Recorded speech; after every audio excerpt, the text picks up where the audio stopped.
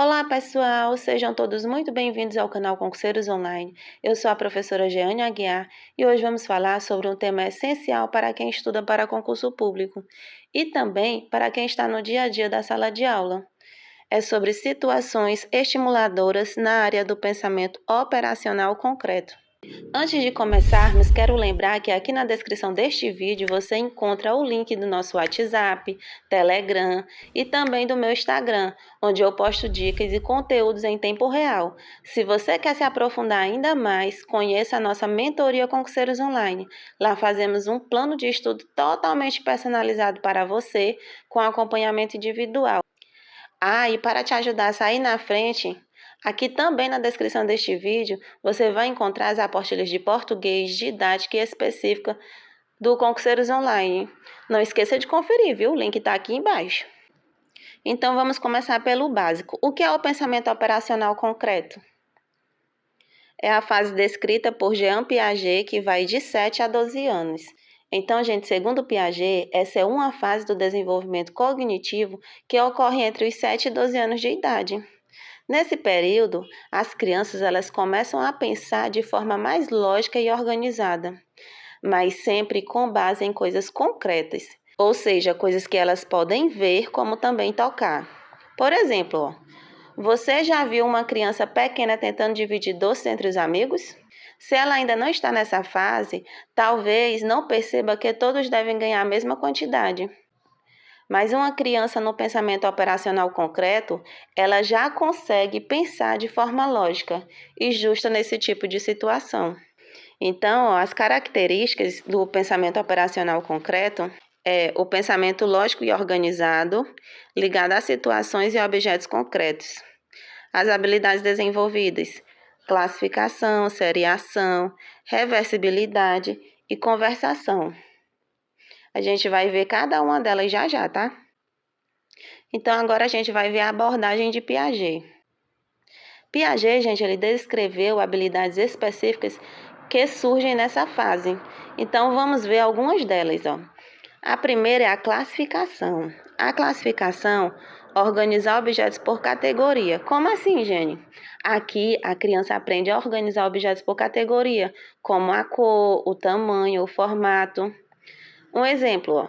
Se você pedir para a criança organizar brinquedos por tipo, carrinho em um lado e bonecas em outro, ela vai estar fazendo o quê? A classificação. Vai classificar. De um lado vai botar o carrinho, de outro lado ela vai botar as bonecas. A outra habilidade específica é a seriação, onde ele fala que a seriação é colocar elementos em ordem lógica. Essa habilidade de colocar objetos em ordem lógica é bem simples, ó. Imagine você dando palitos de tamanhos diferentes para o seu aluno e você pedir para ele organizar do maior para o menor, ele vai estar fazendo o quê? Uma seriação. Então, como vocês podem ver, é bem simples esses conceitos. O próximo é a conservação. Aqui, a criança vai entender que propriedades permanecem iguais mesmo com a mudança de forma. Como assim? A ideia de que certas propriedades, como quantidades ou volume, permaneçam iguais mesmo que o formato mude.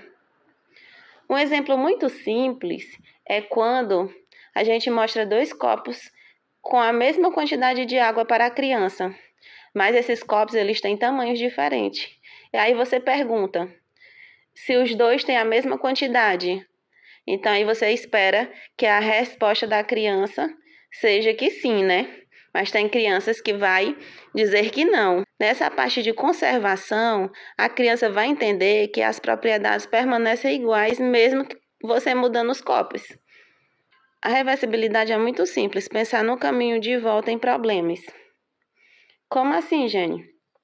Pensar em ações de forma reversa, como imaginar o caminho de volta para casa. Um exemplo: quando você pede para sua criança descrever o que ela faria para voltar de um ponto da escola até a sala de aula, aí ela vai dar a reversibilidade, ela vai pensar no caminho de volta. Então, isso é reversibilidade.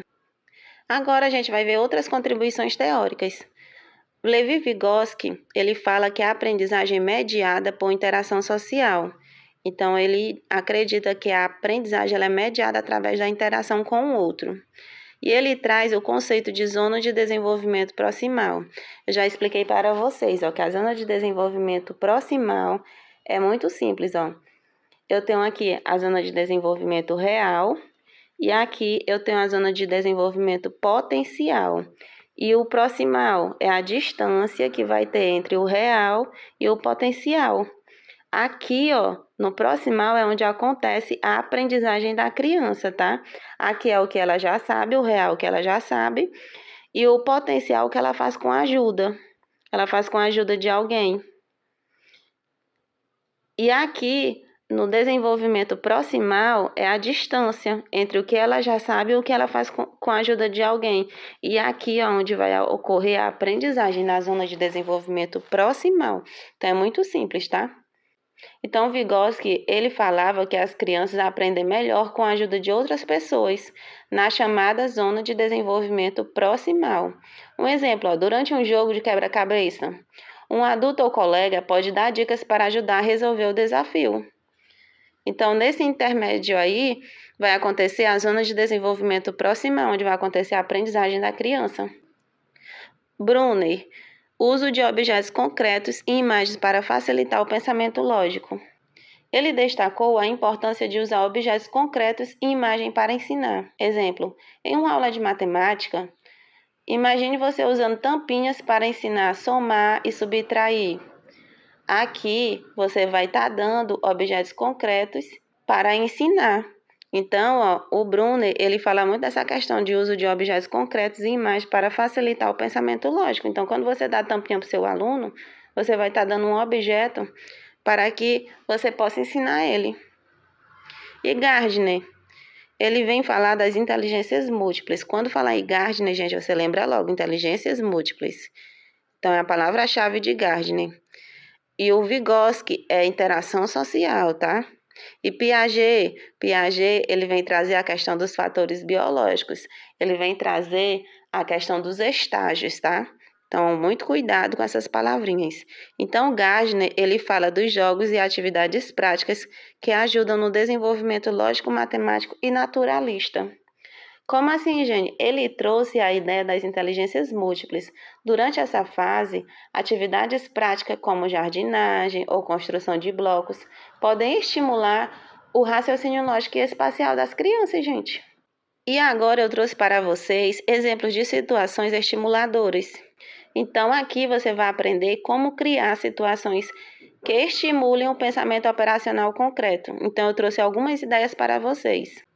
Quando eu falo de classificação, você pode pedir para a criança organizar objetos por cor, tamanho ou tipo. Você vai estar fazendo a classificação.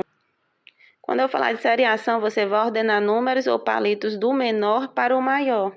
Um exemplo, montar vários bonecos, onde você vai colocar do menor para o maior. Você vai estar fazendo o que? A seriação.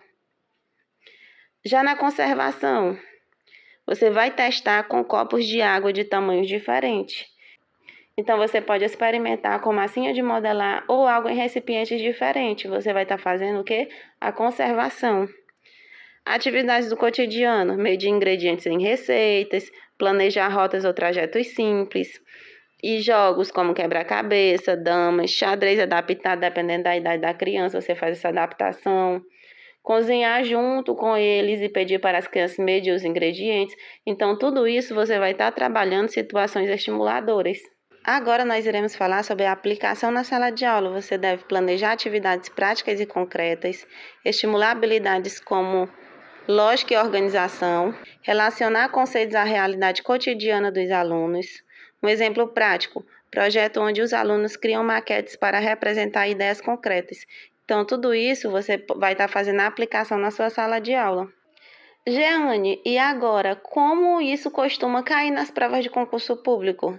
É muito simples, gente. Ó, ele costuma trazer perguntas como habilidades desenvolvidas no pensamento operacional concreto, tá? É comum encontrar questões que pedem para você identificar exemplos práticos que estimulem as habilidades, como a classificação, a conservação.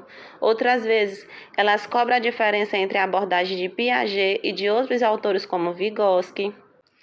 Então, ele vai pedir para você comparar entre Piaget, Vygotsky e Gardner. Então, eles gostam muito de fazer essa mistura. Atividades que estimulam a classificação, a seriação e reversibilidade. E a dica que eu trago para vocês é: estude a BNCC e associe teoria com a prática pedagógica. Então, só que você tem que ter cuidado, tá, gente? Você sempre vai buscar aquilo que é mais ideal nas provas, tá? Sempre relacione a teoria com exemplos reais, que fica mais fácil de você aprender. Por exemplo, se a questão perguntar sobre conservação, pense no exemplo dos copos de água e dos tamanhos diferentes, aí fica mais fácil de você aprender. Então, para que a gente possa concluir a nossa aula, o pensamento operacional concreto é a base para o raciocínio lógico.